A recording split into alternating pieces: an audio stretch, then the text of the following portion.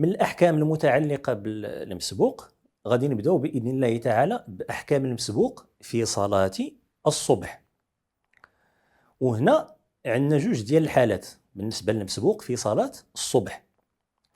إما أنه يكون فات الركعة الأولى، يعني جاء لقى الركعة الأولى فات، والركعة الأولى تتفوت على المصلي كما قلنا بمجرد أن يرفع الإمام من الركعة الأولى.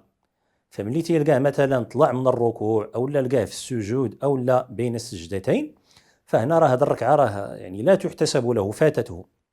إذن اللي فات ركعة من صلاة الصبح الركعة الأولى، فبمجرد أن يسلم الإمام فإن المصلي تينوض بدون تكبير. علاش؟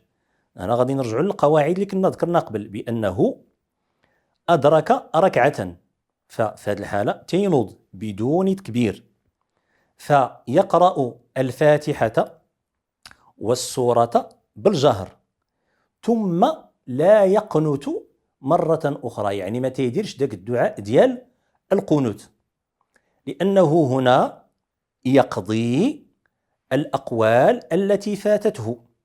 والركعة الأولى التي فاتته فيها الفاتحة وفيها السورة بالجهر، ما فيهاش دعاء القنوت، فبالتالي حينما يقضي ما فاته من الأقوال ففي هذه الحالة فقط يقرأ الفاتحة والسورة جهرا ثم يكمل صلاته.